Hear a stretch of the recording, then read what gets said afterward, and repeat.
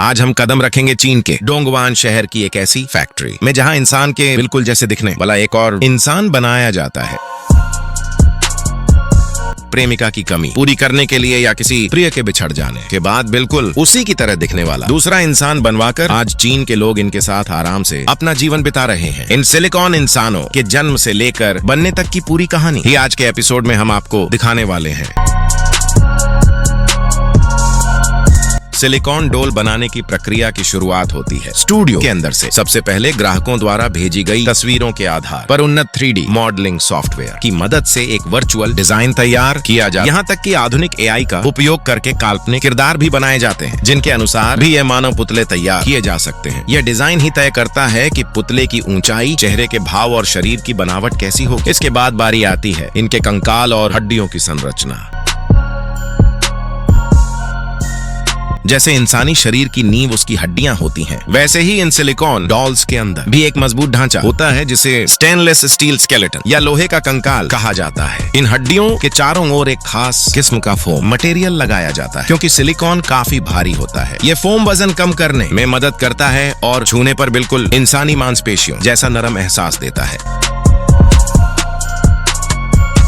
सबसे हैरान करने वाली चीज होती है इनके हाथों की उंगलियां। इंसानों की तरह इनकी हर उंगली के जोड़ को हिलाया डुलाया जा सकता है। यह जोड़ इतने बारीक होते हैं कि आप चाहे तो उंगलियों को मोड़कर किसी चीज को पकड़वा भी सकते हैं। हालांकि यह बेहतरीन उंगली मैकेनिज्म सिर्फ सिलिकॉन डॉल्स में ही संभव है क्योंकि सिलिकॉन बहुत मजबूत होता है और फटने का डर नहीं रहता। कंकाल तैयार होने के बाद अब बारी आती है शरीर बनाने की। यह चरण किसी साइंस फिक्शन फिल्म के दृश्य जैसा लगता है। फैक्ट्री की बड़ी बड़ी पाइपों के जरिए प्लैटिनम सिलिकॉन नामक एक खास तरल इंजेक्ट किया जाता है। कंकाल को एक सांचे के अंदर रखकर विशेष ट्यूबों की मदद से यह तरल सिलिकॉन चारों ओर फैलाया जाता है। सिलिकॉन शरीर के हर हिस्से में समान रूप से पहुंचे, इसके लिए दबाव को बेहद सटीक तरीके से नियंत्रित किया जाता है।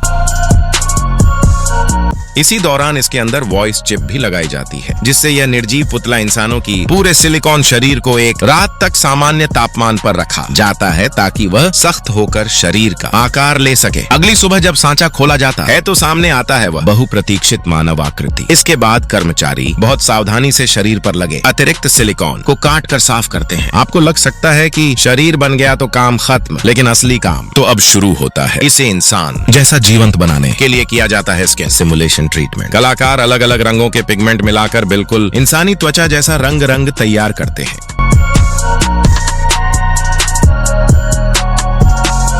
अगर ध्यान दें तो हमारी त्वचा के नीचे नीली या लाल रंग की जो महीन नसें दिखती हैं, कलाकार ब्रश से वही केशिकाएं इन पुतलों की त्वचा पर भी उकेर देते हैं। इसके बाद मेकअप की बारी आती है। खास एयर ब्रश की मदद से त्वचा पर परत दर परत रंग चढ़ाया जाता है। फिर इस रंग को स्थायी बनाने के लिए पुतले के हिस्सों को ओवन में एक निश्चित तापमान पर गर्म किया जाता है।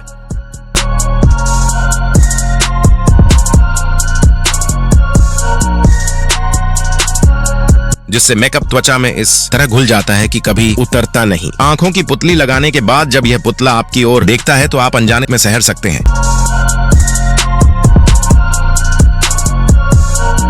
सबसे धैर्य वाला काम होता है बाल लगाना, जिसे कहा जाता है हैंड इम्प्लांटेड हेयर। इस चरण में किसी मशीन नहीं बल्कि कलाकारों के कुशल हाथों की जरूरत होती है। 0.0 यानी की अल्ट्राफाइन सुई से भौं और पलकों के बाल एक एक करके लगाए जाते हैं। हर बाल अलग अलग लगाया जाता है ताकि वह पूरी तरह प्राकृतिक लगे। गोंद से चिपकाने की बजाय इस तरह रोकने से बाल ज्यादा टिकाऊ होते हैं। सिर के बालों के लिए हालांकि एक खास मशीन का इस्तेमाल किया जाता है जो कतार में बालों के गुच्छे लगाती है। इसके बाद हेयर स्टाइलिस्ट बालों को काटते, छोटी बनाते या स्टाइल देकर पुतले को एक संपूर्ण व्यक्तित्व प्रदान करते हैं। कई बार सिर्फ बालों का काम पूरा करने में ही कई दिन लग जाते हैं। फिलहाल इस उद्योग का सबसे बड़ा बाजार चीन, जापान और अमेरिका है। खासकर जापान में इन्हें लव डॉल या डच वाइफ कहा जाता है और अकेलापन दूर करने के लिए यह काफी लोकप्रिय है। इनका निर्माण मुख्य रूप से इंसानों के विकल्प के रूप में शारीरिक और मानसिक जरूरतें पूरी करने के लिए किया जाता है। उन्नत सिलिकॉन और हीटिंग सिस्टम की वजह से यह इंसानी शरीर जैसी गर्माहट भी दे सकती है। कई लोग जो लंबे समय तक अकेले रहते हैं या सामाजिक मेलजोल में झिझक महसूस करते हैं, वे इन्हें जीवन साथी के रूप में अपनाते हैं।